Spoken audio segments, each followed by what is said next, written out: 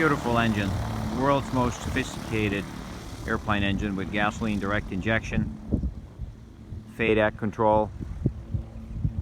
It's a perfect engine for a SeaRey. It's an upright engine, sits nicely on the boom tube or the root tube in the back on top of the wing. Huge amount of power, almost 600 pounds of thrust. Dwayne is just starting his takeoff run in the Viking 135 SeaRey. It's the most powerful SeaRey in the world with 130 horsepower.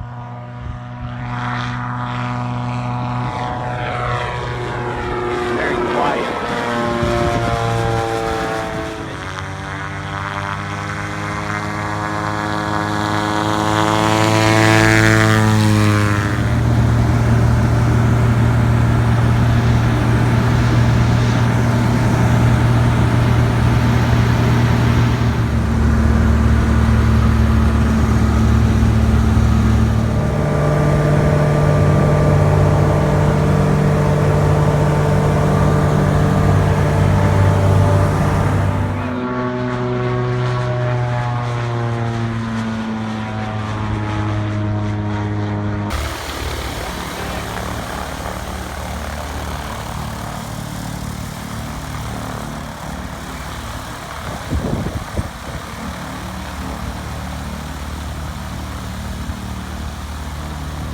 Place to work on it anyhow.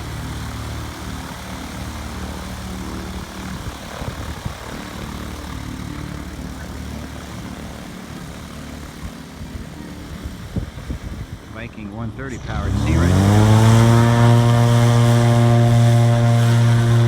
Viking 130 is about the quietest SeaRey in the world. It has 0 oil leaks, meaning that it's very environmentally friendly on the lake, both with noise and contamination of any sort. It's the only SeaRey with 600 pounds of pull or push to get out of the water.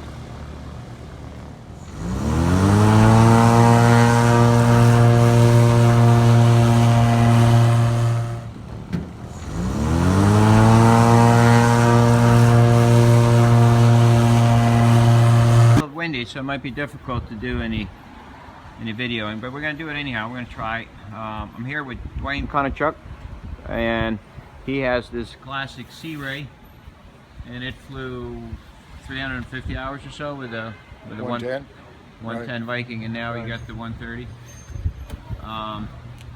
And we've been flying a little bit around Florida, but basically, what's the main difference between what you had and what you got now from your experience? Mostly like off the water, because that's what people want to know. They just want to know, is it, you know, we get the questions all the time. You know, the engine kind of looks a little bit big up there, but at the same time, it's also streamlined because it's an inline engine, right? Yeah. So when you look at it from the front or the back, it looks like it belongs there on the tube. Yeah. So that's what you got. And then we've got the big muffler over here. Well, let's just cover that. How is it as far as noise? Well, it's very quiet, very smooth. Biggest notice that I noticed between this and the 110 is a lot more thrust. Okay. A lot more thrust. If that's 20 horsepower, I mean, I'm amazed that it's only 20 horsepower more. What does that translate to as far as a pilot? Like, you know, getting on the water and flying this, people that are considering or building a SeaRey right now, they're actually faced with this huge bill of like $25,000 to $30,000 to get, you know, to get 115 horsepower, because the only engine available is that Rotax one with the turbocharger. And now, well, this sure got a lot of thrust, man. It just jumps up out of the water. You know, now I've been on the water that much with it, but I've shot several landings. And last few I had a tail wheel issue, so I did them with the tail wheel extended. And even with the tail wheel extended, the airplane just jumps up out of the water with 2 of us in it. And then, you know, even with the excess drag of the tail wheel. I mean, it came up, but I'm sure it would have done better if my tail wheel would have been working better. Well, the other question that people are having is, you know, you have a classic here, which is, I guess, looks the same, but overall tiny bit smaller than an LSX. The tail is a little bit smaller, and right. You know, there's different wings. I think the fuselage is basically the same. mostly cosmetic on the fuselage. The wings are different. It's supposedly a different airfoil. The tail is a little bit bigger, and I've not flown one, but they say that they fly a lot nicer. The Classic is, I don't know. It's not a very nice cross-country airplane. You know? It's for having fun locally, right? Right. Yeah. Off the water, it's a lot of fun.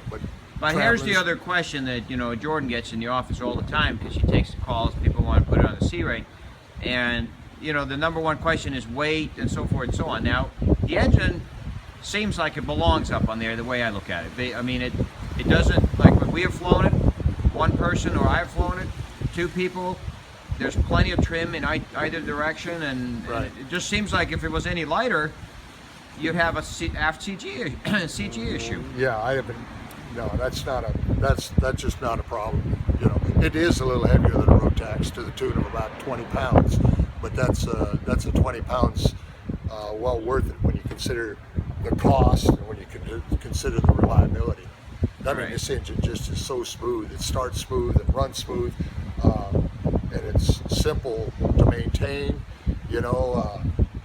run Mobile One in it, well, when I'm at home, run the mid-grade fuel, auto fuel, and it gets along fine with all that, and it's an easy engine to maintain, so, and it's got Honda reliability. And the gasoline direct injection. The direct injection, right. Now, how is it mounted here? Let's take a look. When you got basically just a cross tube on the regular SeaRey root tube back here. Right. And then it's the same thing in the front, looks like. Right. And it's a substantial mount. It's a substantial mount. We used bushings inside here, so that you could really bowl it down securely. And yeah, the engine's up there to stay. The radiator is not mounted to the engine, so it's got, it's self-mounted. And that's not much of a radiator. And how's that doing? Well, it's it's better than the 110. On the 110, I had a fan. Okay. And you get on the water with that engine, and taxiing around, you could get hot. And by hot, I mean 220, 30 degrees hot. And so I turned the fan on, and bring it right back down to thermostat about 100. And that was fine. I had the fan on this initially, but this engine seems to cool down a whole lot more. I don't know if it's because the radiator is more efficient. I'm surmising that may be part of the reason. But it